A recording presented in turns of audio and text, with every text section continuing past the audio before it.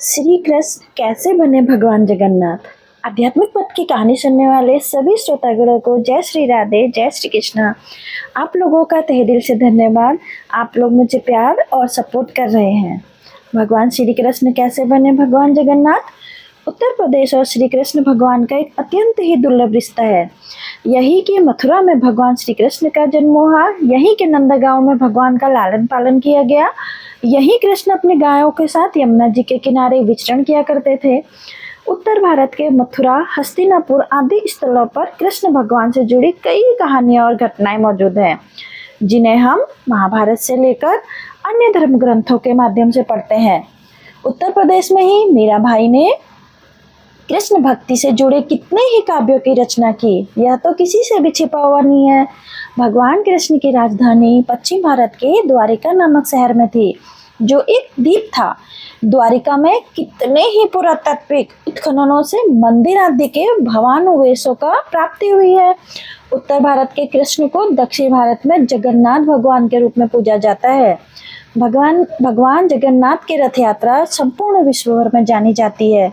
यह रथ यात्रा भारत के उड़ीसा राज्य के पुरी में स्थित प्राचीन जगन्नाथ मंदिर के प्रांगण से शुरू होती है।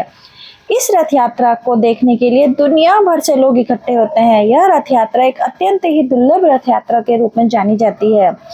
इस रथ यात्रा में भगवान जगन्नाथ, भगवान बालभद्र और देवी सुभद्रा को 3 परस्पर रथों में बैठाया जाता है तथा यह यात्रा पुरी के जगन्नाथ मंदिर से शुरू होकर श्री गुंडीचा मंदिर तक जाती है। यह रथ यात्रा समय के साथ साथ भारत भर में विभिन्न स्थानों पर उद्घोषित होना शुरू हो गई है तथा हमारे रामपुर में भी यह यात्रा विगत कई वर्षों से संपन्न की जाती है। रामपुर में यह यात्रा ठाकुर द्वार मंदिर से शुरू होकर शहर के विभिन्न स्थानों तक जाती है। इस रथ यात्रा के दौरान रथों को विभिन्न श्रद्धालु खींचने का कार्य करते हैं। कृष्ण को भगवान जगन्नाथ के रूप में मानने के पीछे कई कहानियां हैं। माना जाता है कि हजारों साल पहले उड़ीसा के पुरी के शासक राजा इंद्रगुम्न थे, जिन्होंने एक रात सपने में अपने आप को पुरी के समुद्र तट पर चलते हुए पाया। उनको ऐसा प्रतीत हुआ कि यह एक अजीब घटना है, अतः उनकी नींद खुल गई और वो रात में ही समुद्र तट पर चल गए। समुद्र तट पर ही उन्हें समुद्र में तैरती हुई एक लकड़ी मिली, जिसे वे अपने महल में लेकर आ गए। उसी समय भगवान विश्वकर्मा एक 80 वर्षीय पुरुष के वेश में आए।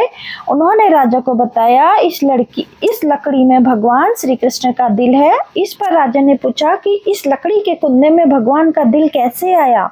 तब विश्वकर्मा ने बताया कि एक शिकारी ने जब जंगल में सोते हुए श्री कृष्ण भगवान को कोई जीव समझ के उन पर तीर चलाया, तो तीर जाकर श्री कृष्ण के तलवे में लगा, जिसके कारण श्री कृष्ण की मृत्यु हो गई। उस शिकारी को जब अपनी गलती का एहसास हुआ, तब उसने भगवान के शरीर का अंतिम संस्कार किया, जिसमें भगवान का दिल नहीं जला, और उसने एक लकड़ी में उनके दिल को रखकर पानी में प्रवाहित कर दिया। इसी प्रकार से वह कुंदा राजा को मिला। इस बात को सुनकर राजा ने विश्वकर्मा के निर्देशों का पालन किया तथा विश्वकर्मा की मांग के अनुसार उनको एक कक्ष दिया, जिसमें 21 दिन तक बिना खाए और पिए, किसी के हस्तक्षेप के बिना विश्वकर्मा भगवान के कार्य करना शुरू कर दिया। हालांकि भगवान विश्वकर्मा ने 21 दिन का समय मांगा था, परंतु 14 दिन में ही द्वारपाल ने यह बताया कि उस कक्ष में से किसी भी प्रकार के हथौड़े की आवाज नहीं आ रही है।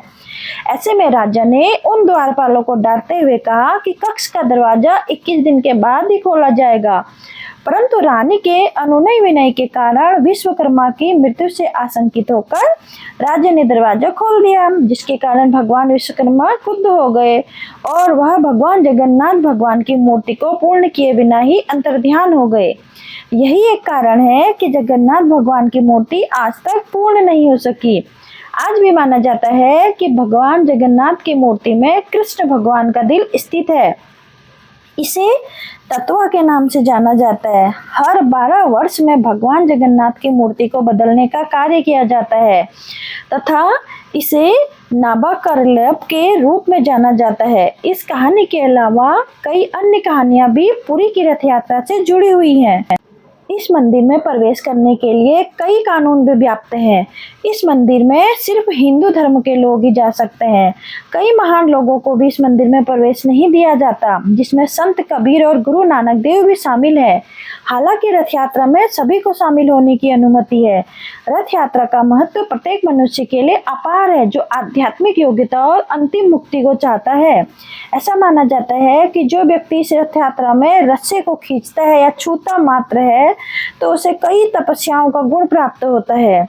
इसके अलावा गुंडीचा मंदिर में भगवान जगन्नाथ और अन्य देवों का दर्शन करता है, उसे 100 घोड़ों के बलिदान के जितना वरदान प्राप्त होता है। दोस्तों, आपको कैसी कहानी लगी? जय जगन्नाथ जी कमेंट में जरूर लिखना। जय श्री कृष्णा।